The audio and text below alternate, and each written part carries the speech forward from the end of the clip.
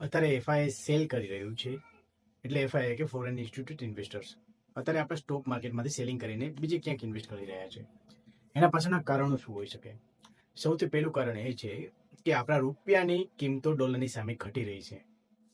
હવે સ્ટોક માર્કેટમાં એફઆઈને ફાયદો પણ થાય છે, પણ જ્યારે એને પૈસા ડોલરમાં પાછા લેવાના થાય ત્યારે એને ઓછા રૂપિયા મળે છે, એટલે કે ડોલરમાં ઓછા ડોલર મળે છે.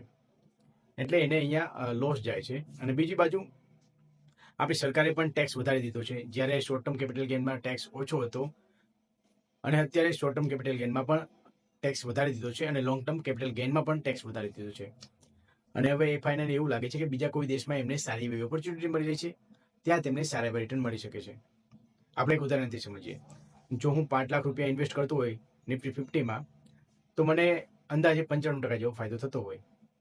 હવે આ જ કેસમાં જો એફઆઈ 5 લાખ રૂપિયા નિફ્ટી 15માં ઇન્વેસ્ટ કરતા હોય તો એને અંદાજે 59% જેવો ફાયદો થાય છે. કેમ કે એને ડોલરની સામે આપણે રૂપિયાની કિંમત ઘટી છે એટલે. અને બીજું, હવે એને ટેક્સ પણ ભરવાના થાય છે, એસટીટી ભરવાનો થાય છે, શોર્ટ ટર્મ કેપિટલ ગેઇન ભરવાનો થાય છે, લોંગ ટર્મ કેપિટલ ગેઇન ભરવાનો થાય છે. હવે આ બધું ભરીને એને ફાયદો બહુ જ ઓછો થાય છે. આ પણ એક કારણ હોઈ શકે જેના લીધે આપણા એફઆઈ ઇન્વેસ્ટર ઇન્ડિયન સ્ટોક માર્કેટમાંથી પોતાના પૈસા પાછા ખેંચે છે. આના લીધે આપણું ઇન્ડિયન સ્ટોક માર્કેટ નીચે જઈ રહ્યું છે. હવે આપણે શું તકેદારી લેવી જોઈએ? આપણે અલગ અલગ જગ્યાએ ઇન્વેસ્ટમેન્ટ કરવું જોઈએ, જેથી આપણું પોર્ટફોલિયો બેલેન્સ રહે.